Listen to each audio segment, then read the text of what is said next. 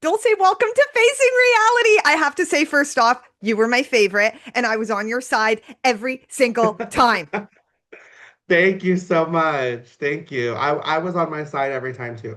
as you should have been. You were just right. Hello.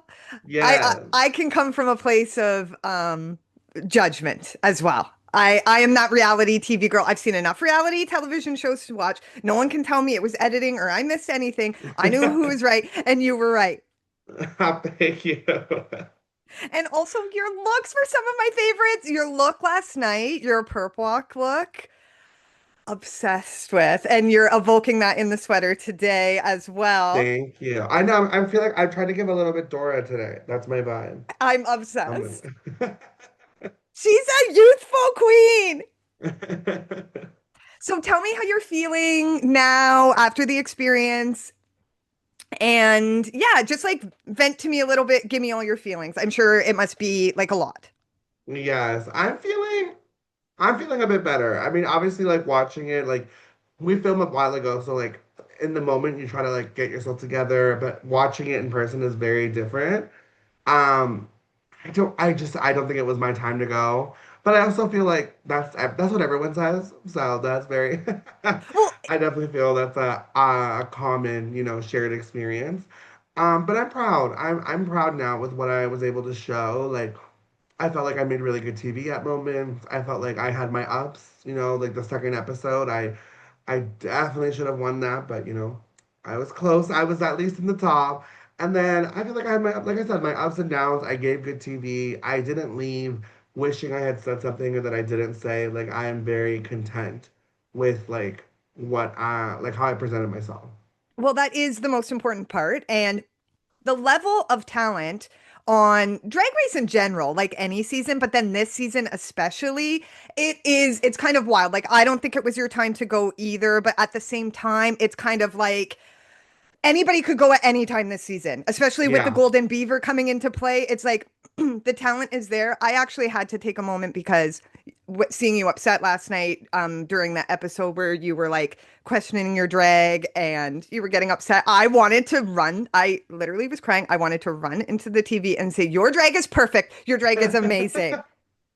It's like it was Uh, just like these I'm doing a couple shows for Facing Reality right now. And like the level of competition, it's like even to get there, your drag has yeah. to be so exquisite and phenomenal. And then these challenges are crazy. That blue dress you made, I think you should have won for that. Thank you. And Thank you you. I looked appreciate it. so good in it. And then the purple look with the orange hair was incredible. And to me, you were the funniest queen there. Re fucking tweet. Yes. Yes. Yes. In that moment, I was looking back at it and I was like, oh my God, I was ready to fight. And like PM didn't even say anything and I was like, what the fuck? Oh, I don't know if I can swear. I was like, what Yes, did you you could say over swear. there? I was okay, okay.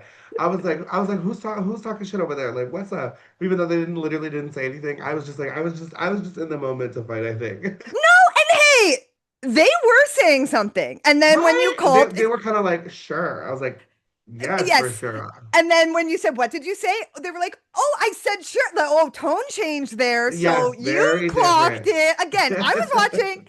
Nothing's getting past me. And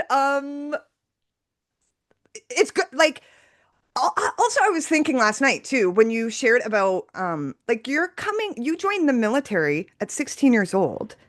Like, okay, so your tone might be a little direct, big fucking deal.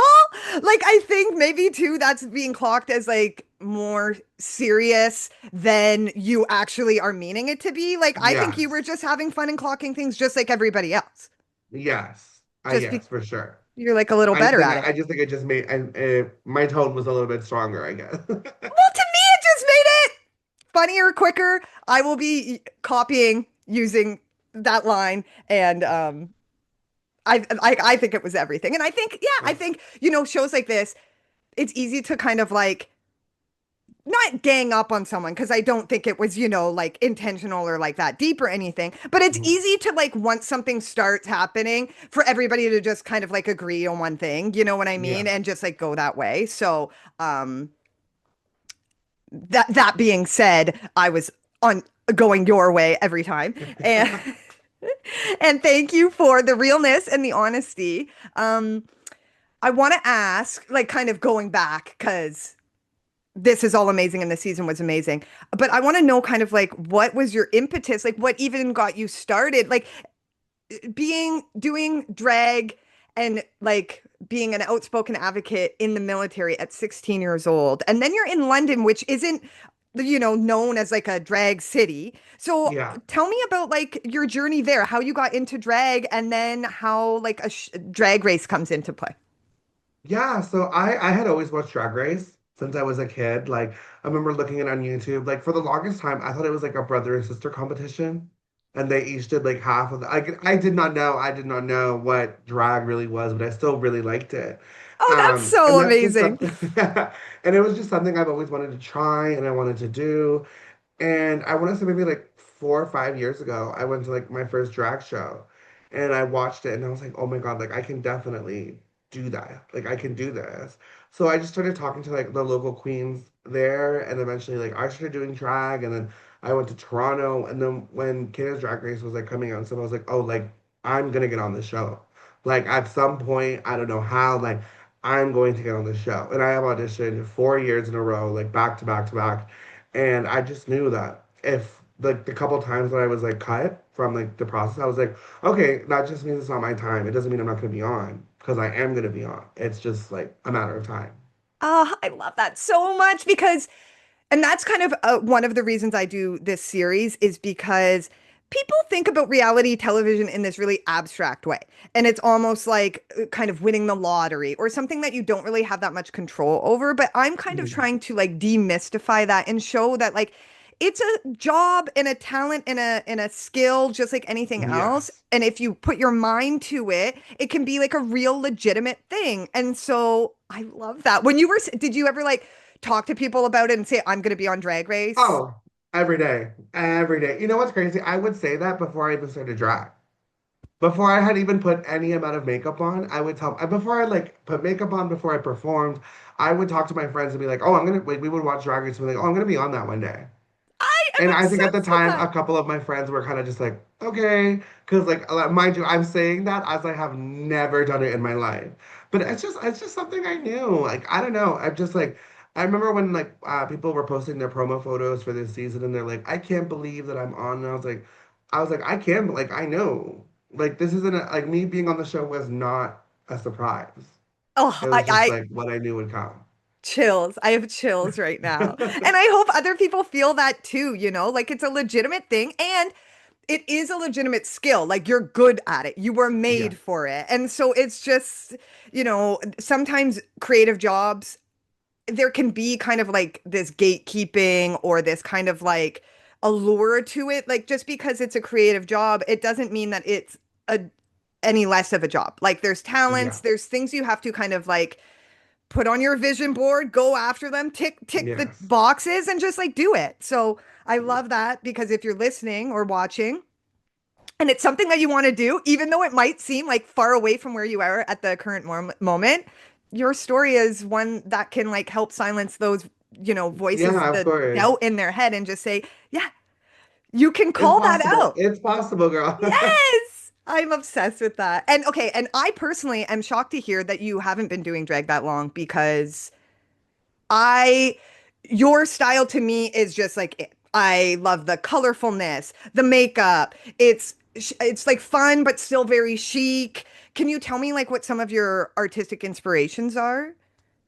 Yeah, I'd always say like I love like a little bit of like modern drag, like the kind of thing you see at the club, like very skimpy, like almost like Fashion Nova-esque, but also blended in with like traditional pageantry like drag. Like I love like I think when I think of like my favorite place, like I've always wanted to go to Texas to watch the drag there. Like I think Texas drag is just like perfection. Like they are very much pageantry, and like I love that. And I try to bring a little bit of that into it as well. Oh, I love that. And I As can I see sit that. here in a bomb and a sweater. But this is for the look. This is for the look, so it's different. Hey, and you were meeting, you knew I couldn't compete with like a whole Texas pageantry. So you were just being a sweet sister to me.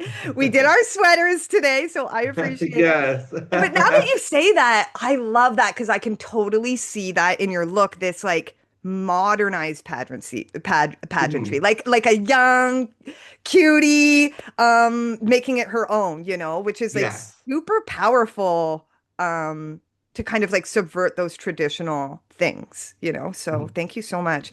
Um, how do you feel about the whole experience after like the sacrifice and the hard work that you have to do? What did you get out of the experience? And was it everything that you wanted to, or are there elements that you're kind of like you're still hoping to find or I don't know if it was everything I wanted.